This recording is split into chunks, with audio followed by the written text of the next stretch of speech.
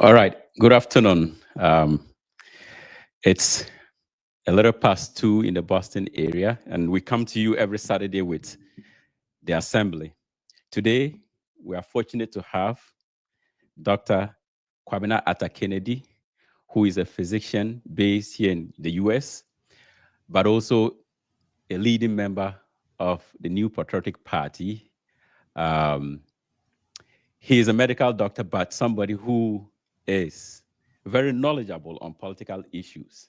Sometimes when I listen to him, I'm amazed at the depth of knowledge with respect to issues of political theory and how some political entities or countries came to exist, uh, especially in the context of the US and Canada. So, Dr. Atta Kennedy, we are privileged to have you here today. You're welcome. Thank you, my brother. And it's a privilege to be here. Greetings to all your viewers and listeners. Okay. So, you started off as a student leader. You were the president of Commonwealth Hall, a hall which I also happen to have gone through.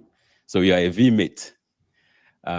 In our days at Commonwealth Hall, one of the challenges was accommodation. So me, I bounced around a lot of, blocks, we call them. Started off at M Block. The famous M Plaza was my place of residence. And then subsequently, I paired with a friend is at C Block. Third year, paired with another friend at D Block. It was only in my final year that I was assigned a bed to myself. But we had fun in Commonwealth Hall. We did. Yes. I was on J Block for my time there. And I found out that actually an older brother also went to Commonwealth Hall. And I tell people the story that when I first met my high school biology teacher after going to university, she said, "So which hall did they assign you?" I said, "Commonwealth." She said, "We kumaba no." She was so distressed. And 2 years later, when she met me, I was hall president. She said, "How could they make you hall president if you were not like one of them?" Yeah. But anyway, there's solidarity among members, irrespective of the year you left the hall, and Absolutely. which I appreciate a lot. But so you were elected hall president, and you proceeded. You were a medical student and became NUC's president, all right? And subsequently, you were accused of subversion, and you had to leave the country. Took refugee status in Cote d'Ivoire, returned again, I think 1984 to continue your medical education. And then in 1987, a similar charge was leveled against you. And then you had to go back to Cote d'Ivoire. So I want to, and you guys were very influential in your days as student leaders in terms of national politics. Looking at the terrain today, especially with respect to student leadership, do you see a similar effect coming from our students in terms of influencing policy or even the manner in which our country is conducted? Have these student leaders become stooges of political parties, or how do you see it today? Yes, things have changed a lot, but to be fair to them, I think that the influence of student leaders and NGOs are inversely related to whether we have civilian or military governments. When we have military governments, student leaders, in addition, of course, to professional bodies and bar association, become de facto opposition leaders. And I think that when there are civilian governments, then that influence wins. Actually, I tell people that I think in 1969, Dr. Buzia was at Legon to address students. And he told them, he said, "I know you'll be disappointed by what I'm going to say about students and politics and all that, but my advice is get a very good profession, be a solid professional, and then focus on politics as a secondary interest." So you can imagine the thinking there.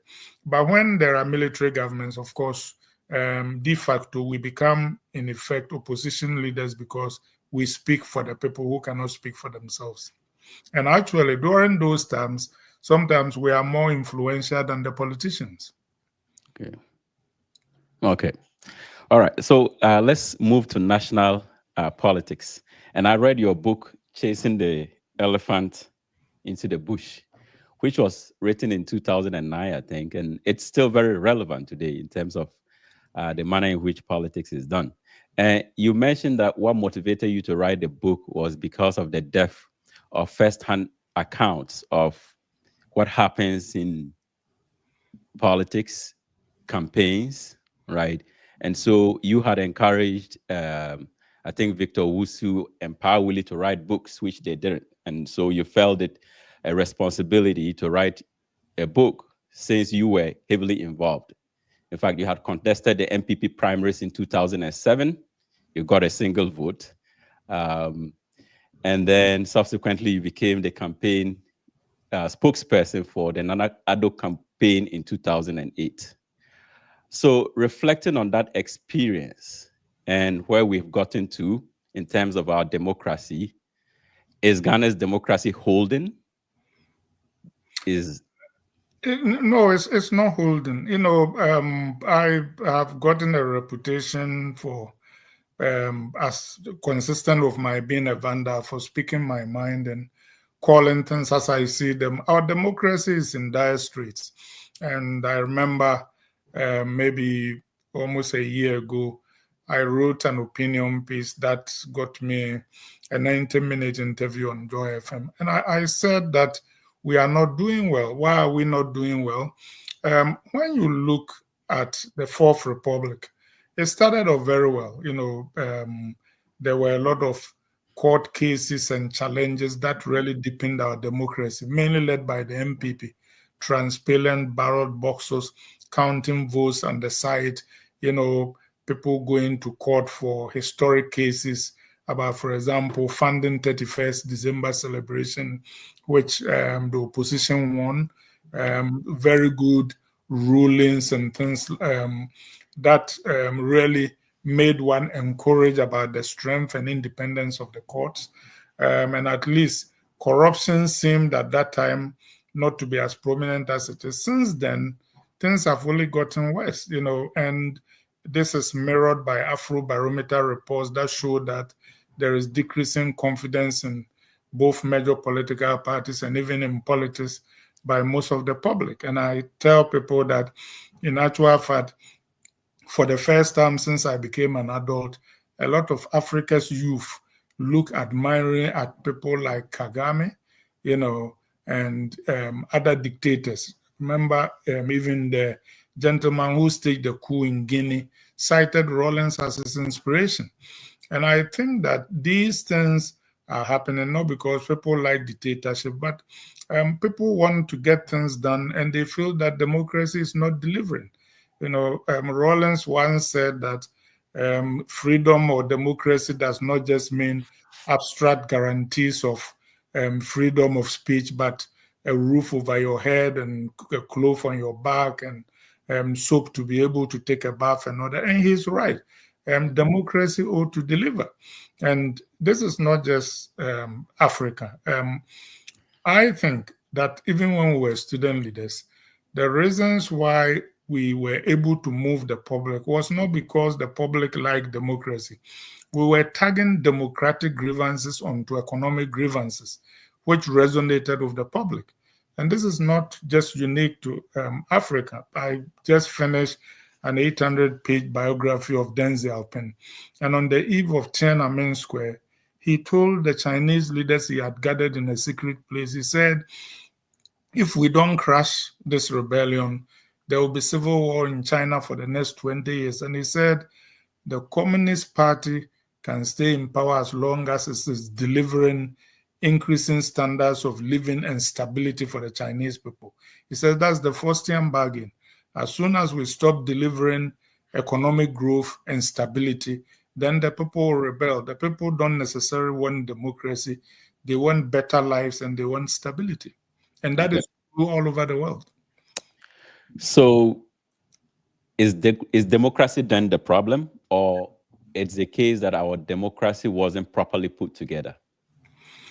Both. I think that democracy per se isn't the problem, but it is how it is practiced.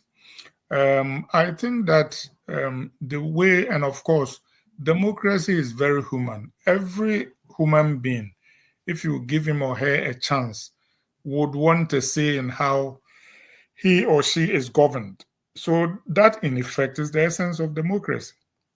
And when you go and read some of the foundational documents, the Magna Carta and the Declaration of Independence and all those things, they make it very clear. The question is how you structure things so that the democracy delivers stability and development and rising standards of living. That is why it has been stable in America, for example, because at the end of the day, the system works.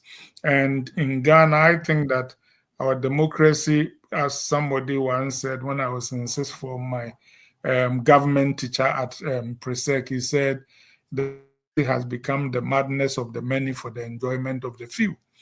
And that's what is happening in Ghana, that we make noise, we go and vote, and then for the next 4 years, people go and do whatever they want. And as HKP, who is also a fellow Vanda, said, we are practicing serial one-party states.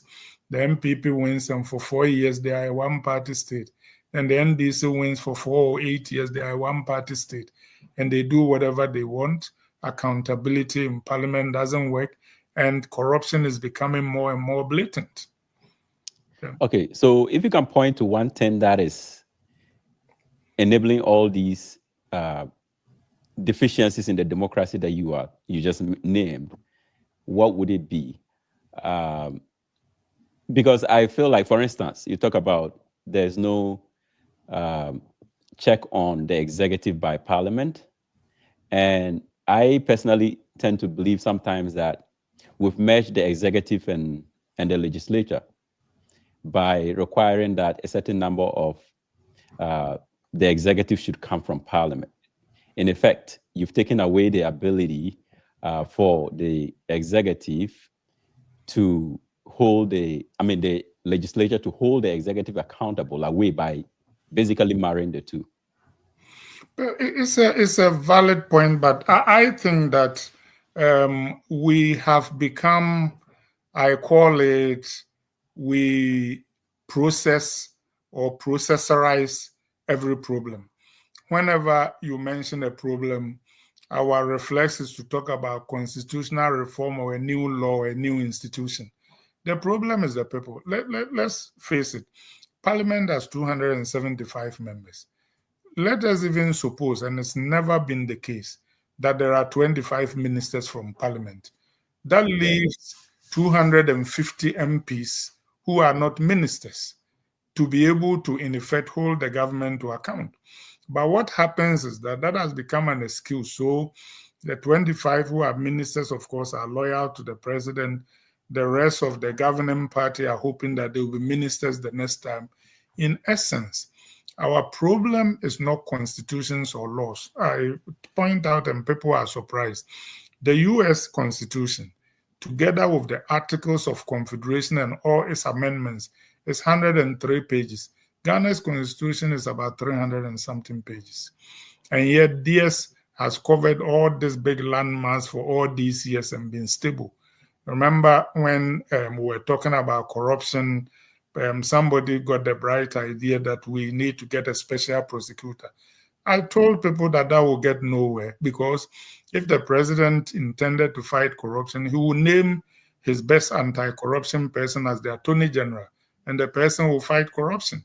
So whenever we see this, and remember under Kufuor, he said, oh, let's do public procurement authority so that, all these monies that people take under the table. Public procurement authority hasn't done anything about corruption. Indeed, Nana Ado's first director of public procurement actually formed a private company, took contracts on the side and sold it to people.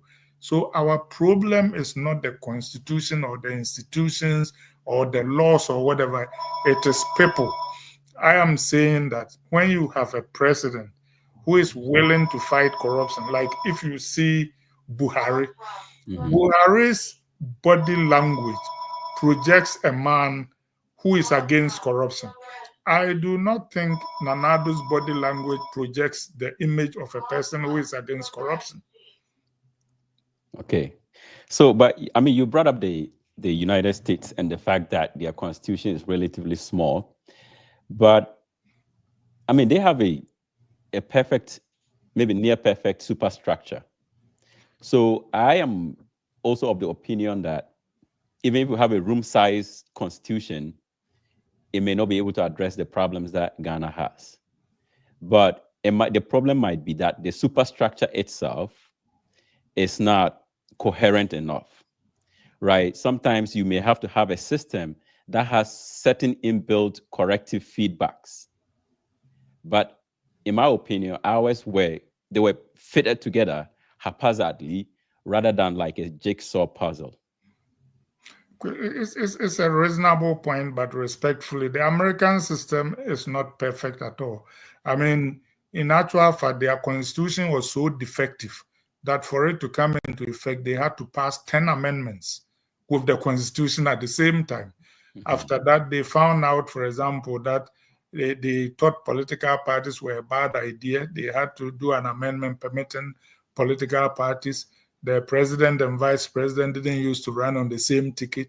They had to change that. So they've had to change a lot of things. And actually, the Americans, I think I admire their system a lot, but I think it's the separation of powers and the checks and balances, And it is also about people who owe allegiance to constitutions rather than to people.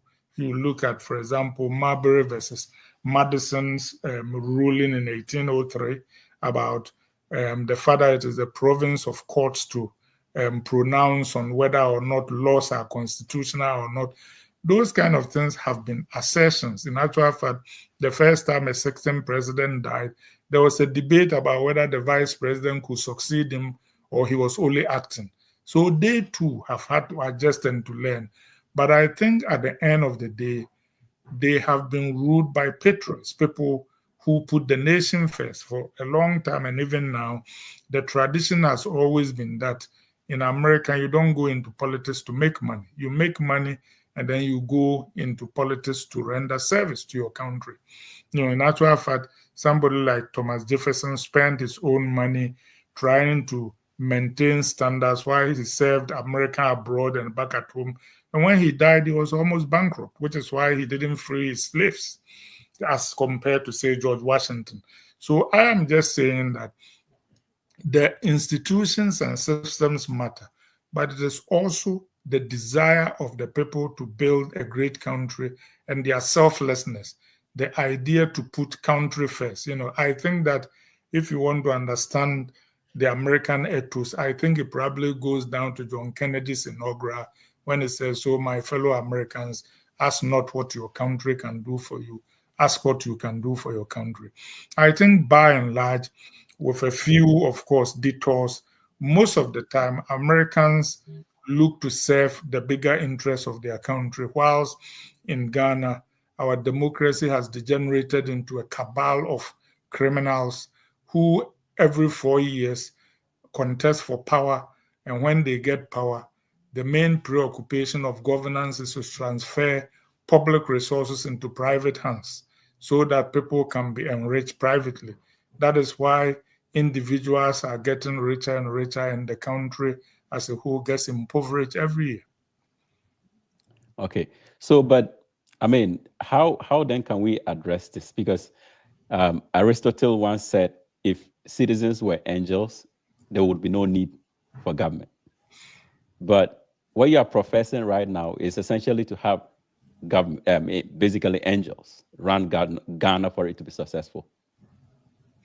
Well, I think to say angels will be a little, what do they call it, too far-fetched. We don't have angels on earth, but I am just saying that we must have people. I think that by and large in Ghana, I think there are too many people in our governance and our society who put their party before the country. I think that we need more people who will say my country, it is of thee. That whenever the interest of their party collides with the interest of the country, they will pick the country. That doesn't mean perfect people, but it means that people who, by and large, try to do the best that they can by their country. And Okay. we've had citizens, like that throughout our history. Not many, but there have been some. I joke with people that the Aborigines Rights Protection Society, who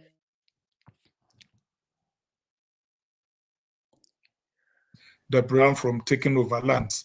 If it was this time, most of the lawyers who have gone for juicy pieces of land, and that would have been the end of, you know, I mean, Justice Aban, who refused to collude with Achampong in the Unigov referendum, you know, Ephraim ringing call to patriotism long before the country was born, Nkrumah's, whatever you think of him, his selflessness, so there have been patriots, but I think we need more of them, and we need more love for our country as compared to love for our parties and for our families. Okay. So you bring up political parties, and do you think they are holding our democracy hostage? Because, for instance, I think earlier in the year, we saw the NDC leadership or executive change parliamentary leadership. We saw a similar thing with respect to the NPP. Have we given political parties too much power over how democracy is conducted in our country, such that you have to be loyal to political parties? Otherwise, you probably do not have a political future. Well, yes and no.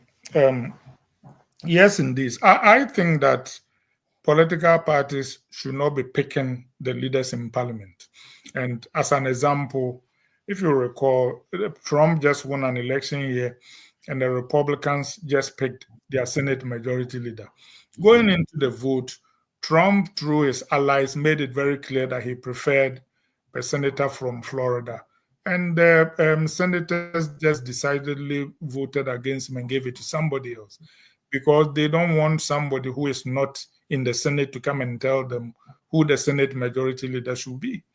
In the same way, it's not just in this republic, and the examples you refer to, I remember in 1970, 80, 81, there, we had this problem in the PFP when Victor Owusu changed parliamentary leaders in affecting Kweku Baah and other.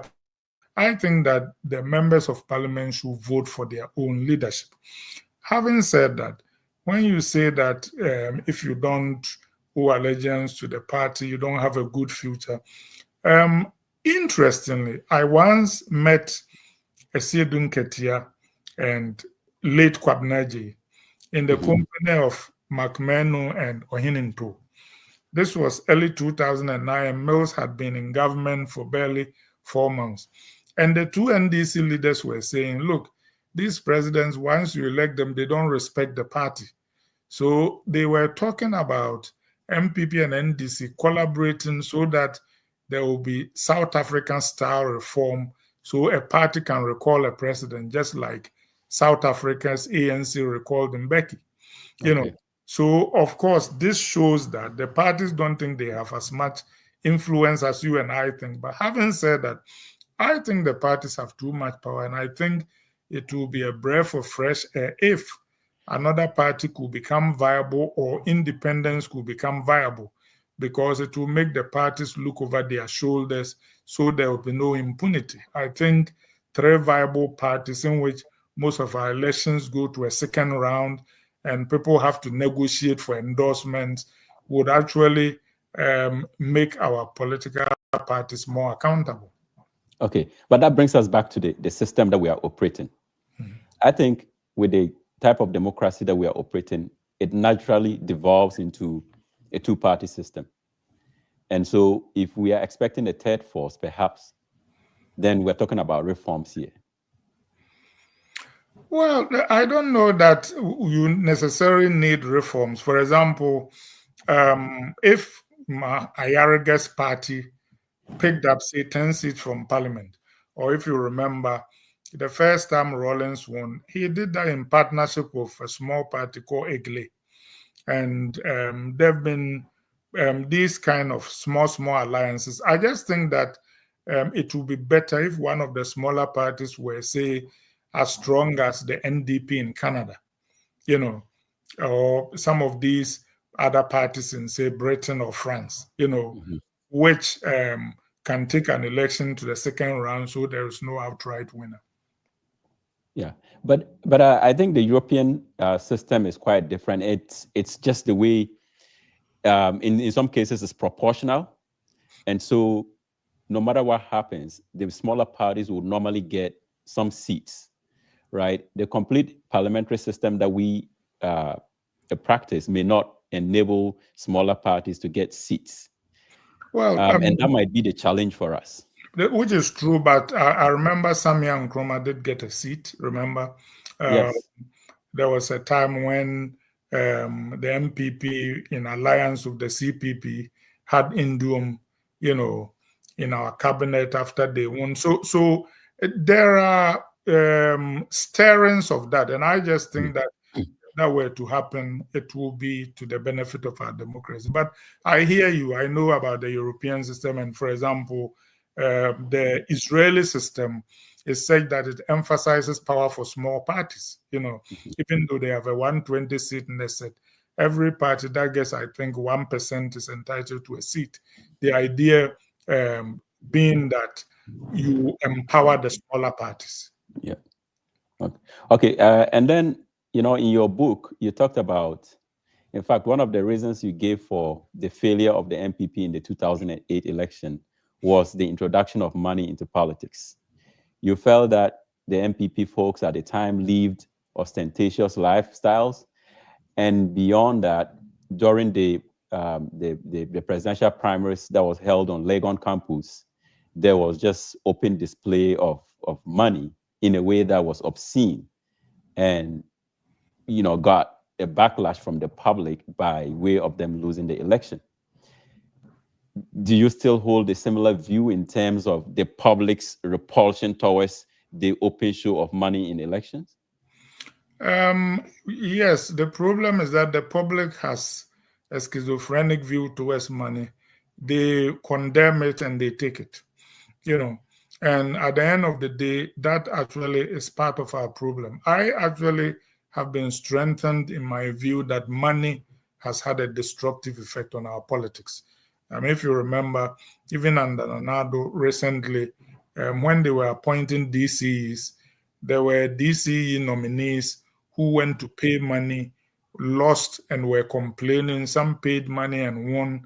If going to pay people who are going to confirm you as a DC is not bribery, I don't know what else is. And if we permit that, why would we be surprised that the winner of that DC contest is going to go and give contracts to get his money back? So I think that we need to be able to check these things because they are blatantly corrupt and they corrode the very core of our democracy. You cannot say that you run. And actually, recently, a few years ago, I think Manasseh's book, he reported that the chief of staff has been sending money to parliament in respect of nominees. This is not official money, under the table money. If we're doing things like this, how are we surprised that our democracy is going nowhere? I remember when MPP MPs said they didn't want Ken Ofori-Atta, a businessman walked on the floor of cabinet of parliament with cash, and up to today we haven't heard anything about that. So if we permit these things, then it is a little bit of a double standard to turn around and bemoan the fact that our system is corrupt. It is corrupt because we all look the other way when the corruption is going on. Okay. So what will be the corrective measure here? Because all I hear is we complain, the public complains, yet somehow we all know the individuals who have amassed wealth unduly. What is the corrective measure here? What are we supposed to do? The corrective measure is for institutions to do their jobs. And actually, the corrective measure you mentioned goes all the way to Galamsey. I think the only reason that I have a little bit of hope, diminishing hope, is that if we blunder into one good president, Ghana will change forever. Okay. Because the office has so much power that a good person can do a lot of good. And I think that unfortunately, all the institutions on paper that are supposed to fight corruption look to the presidency for their marching orders. So nobody does what they are supposed to do unless they think the president wants them to do it. So, for example, these DCEs who paid bribes and were either voted for or not voted for, nothing prevented the IGP from arresting some of them and saying, come talk to us about who you paid money to and why you did that. That, for example, will have had a very salutary effect on our corruption system. The thing that is happening with Galamsey, I mean, nothing should stop the IGP or somebody from going to say, oh, we are all Ghanaians, you are polluting our rivers and whatever. So come and tell us why you are doing that. No, so there are all these example after example. Look at Celia Dapa finding so much money in her home, and nobody did anything about it. I mean, at the minimum, if this was the US, people would be asking you to come and explain how you came by that money. Yeah. Okay. So, but you brought up Galamsey. Let's go into that. What do you think should be sort of the immediate measure to address the Galamsey problem? I think none of the political parties on their own will solve Galamsey, because if you are perceived to be solving it, the other party will use it to get votes at your expense. So we need a bipartisan approach. I think it should probably be brokered by the Asantehene and the Speaker of Parliament, withdraw the bill that Parliament passed in the middle of the night to give all these people rights to concessions and all that, repeal that, ban Galamsey for about 3 years while we look at where we are and the environment can recover, make sure that everybody is banned from getting to the water bodies. I don't understand how Chansan machines are being brought in. These are not things you can hide in your pocket. They are big machines. So I can't see how they get in and nobody knows how they got in. So these are things that we should stop as a national priority, because I don't understand how the love of money can let people get to a point where pregnant women are drinking mercury impregnated water and they are going to give birth to deformed babies, 80-year-olds trying to amass fortunes and destroying their country in the process. What are they going to do? Take the money with them into their graves? This is an existential threat to our nation. And by the way, China, whose citizens are doing all this to us, produces more gold than any other country on earth, and the environment is clean. Yeah. So does US, so does Canada, so does South Africa. The South Africans last week on BBC are trying to deal with illegal mining, and the security forces are very upfront there and applying pressure to try and stop it. Yeah. Well, I'm also for an immediate outright ban of Galamsey. But let's move on to freedom of speech. You were a victim of the lack of freedom of speech during the military regimes. The MPP as a political party, I think, also gained its renown for fighting for freedom of speech. Nana Addo as a president or as a political figure benefited from that struggle. He led the Kumu-Preko demonstration that resulted in the loss of lives.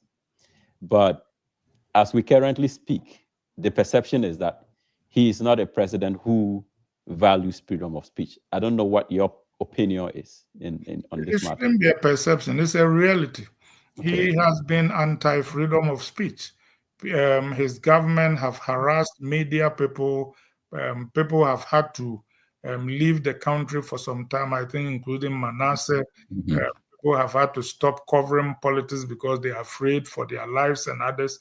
Nana Addo, surprisingly, has not been a friend of the freedoms that he championed as a human rights lawyer. Okay. All right. Let's talk about a recent issue in Parliament, and this was with respect to the vacation of certain seats. The order was given by the Speaker of Parliament, and usually there's a certain argument, there's certain historical context that is given to that regulation that MPs cannot cross carpets. I generally do not believe in that principle, but I don't know what's your position on that matter. Yeah, MPs should not cross carpet because it undermines the stability of our system, and that experience comes from Nkrumah's time. When the opposition was gutted by luring people with jobs to help them cross carpet. I think the current situation, though, is a little tricky. So whenever I talk to people about this, I say, let's go back to the Rawlings-Ackah incident, if you remember. Yeah. Rawlings's vice president was Ackah. And then about 6 months to an election, Ackah had agreed to be on Kufuor's ticket as Kufuor's running mate, and he was going to run against Rawlings. I think that if you apply the current interpretation, which says that, the desire to contest on a different ticket is for the next parliament, so we shouldn't do anything about it under this parliament, we are not being practical, because what we are saying is that Rawlings then should have continued to trust Ackah to sit in his most intimate discussions, even concerning his campaign. Human nature being what it is, that is not a reasonable point. So, for example, if an MPP MP is picked by, say, Mahama, this time, say, Napo, if Napo had been picked by Mahama as his running mate, and Napo is still an MP for the MPP, and they are sitting down plotting strategy, you telling me that the MPP should trust him to sit in their strategy plotting? Yes, indeed, it is for the next parliament, but for practical purposes, I think it is reasonable for them to think that they cannot count on his loyalty. Having said that, I think that Mike Okwe's thing about the parties should come and ask for a person to be dismissed is really not on. Because if you did that, it means that in the same parliament, some parties will come and complain about their people who said they are leaving, and other people won't. So that some MPs who have left can stay, but some who have... No, we need to have the same standard. So I actually think that the speaker's ruling, if you look at the precedent that had been set by Mike Okwe, was reasonable, but on substance, you could debate it. But having said that, I think that the Supreme Court's conduct was unseemly. The idea that somebody can file, what do they call it, an ex parte motion about an offense that hasn't even occurred, and the Supreme Court will entertain it, as Judge Tanko, Supreme Court Justice Tanko said, then the Supreme Court has become like an advisory society from whom people can seek opinions. Courts do not offer opinions, they deal with actual cases. And it is really unfortunate that the Supreme Court tarnishes reputation that way. That was not the first time they had done that. They colluded with Nana Addo by their silence and contributed to the sacking of Domilovo. That, for example, was unpatriotic because they all knew that what the man was doing wasn't okay. They lent their hand in the changing of the guard at the YC. I think these things undermine confidence in our judiciary. That is why Kandapar said that if our side wins too much, it's not good. Mahama said we need to decide this election on the streets. We won't take it to court. Those things are clear indications that the Supreme Court is losing the confidence of the public. So the Supreme Court, and it's a very complex conversation to have, given how central the Supreme Court is to the existence of our democracy.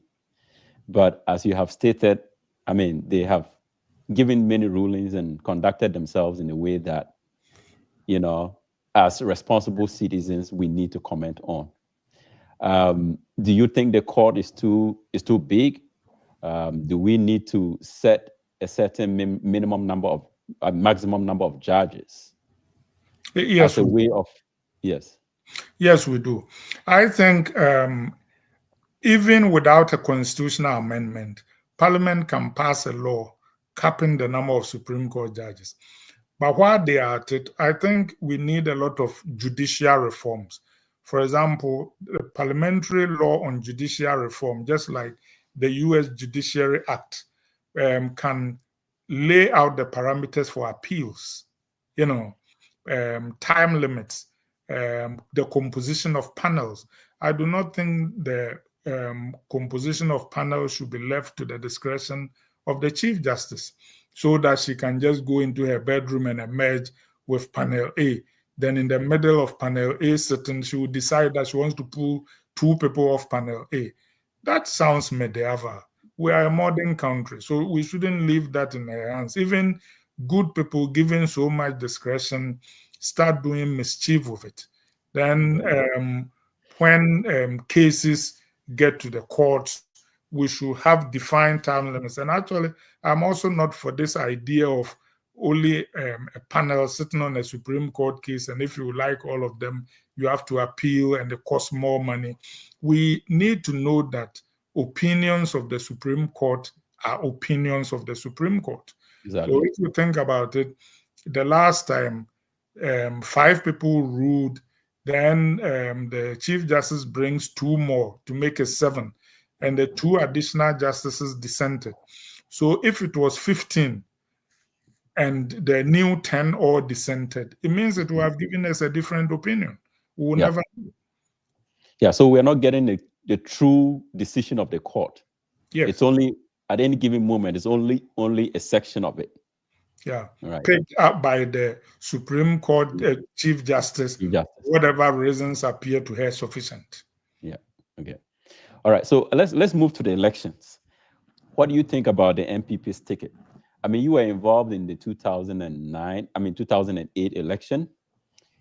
I read your book about the process of selecting a vice presidential candidate, and it seemed like history repeated itself this time around with respect to Bawumia. It was evident that he was struggling to get a running mate. And so far, I think the public verdict is that he doesn't have the best running mate. Well, the running mate thing is always the decision of the candidate. I think that Bawumia did better than Nada did. Nada picked Bawumia, who wasn't even a member of the NPP. I mean, Napo is a member of the NPP, whatever you think of him. So in that sense, he's qualified to be a running mate. Would I have picked him if I was Dr. Bawumia? No, I wouldn't. But I wasn't the presidential candidate. Having said that, of course, you can also argue about whether John Mahama picked the best running mate. There are people who thought that other people may have been better. So there are always second guessing. Even in the US, there are people who felt that Trump shouldn't have picked J.D. Vance. There are people who felt Kamala shouldn't have picked Governor Walz, and people have opinions on both. I think in the long run, Vance turned out to be a better pick than Governor Walz, but that's another matter. So these things are always personal choices by the candidate, and we need to give him the benefit of the doubt. Okay. But the election is in 2 weeks. What do you think this election holds for the future of Ghana's democracy?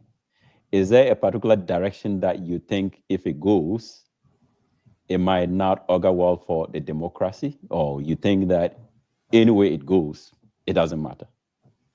That depends on the process. As long as it is free and fair, and the votes are counted well, then whoever won, it helps our democracy. I hope that, unlike the last time when there was the Techiman 8 who lost their lives and nobody has said anything, there will be no loss of lives. As Goodluck Jonathan poignantly put it, nobody's political ambition is worth a drop of any Nigerian's blood.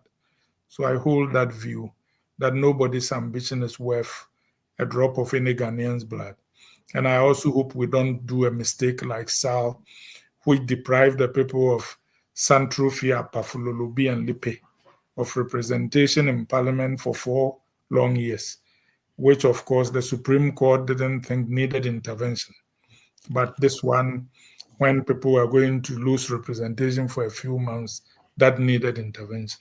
So I think the election depends on the process. As long as the process is transparent, people vote in peace, the votes are counted, and a winner is declared without having to resort to court, it will be a success. Okay. So, I mean, and let's conclude here. What is the way forward for our democracy? Because I mean, we've spoken a lot about what is wrong with it. We have a leadership crisis. You also talk about the people. Do we need an overhaul in terms of the social engineering of the entire Ghanaian citizenry towards a better future, or what is really the diagnosis here? The diagnosis is a lack of leadership. Okay. This idea of re-engineering Ghanaian society, no society has ever been transformed. You know, Ghanaians get on planes every day. They show up in London, Washington, New York, what do they call Düsseldorf. The next day, they show up to work on time. They obey the traffic rules. They become outstanding citizens. We produce excellent doctors and engineers. The problem is not Ghanaians, because the same people who leave Ghana and do all these exceptional things. The problem is leadership. If we have good leadership, Galamsey will stop. If we have good leadership, there will be development. If we have good leadership, we will not be taking bribes to elect DCs. All that goes to leadership. Okay. Well, Dr. Atta Kennedy, look, there were a lot of issues that we touched today that I wished we could have delved deeper into. And I hope by appearing here the first time, you become a friend of the show. And if I call upon you at any time, we can dig deep into some of the issues that we talked about today. Absolutely. It's been a pleasure talking to you. I wish you well, and my greetings to your audience. All right. Thanks a lot. Thank We meet. We meet. All right.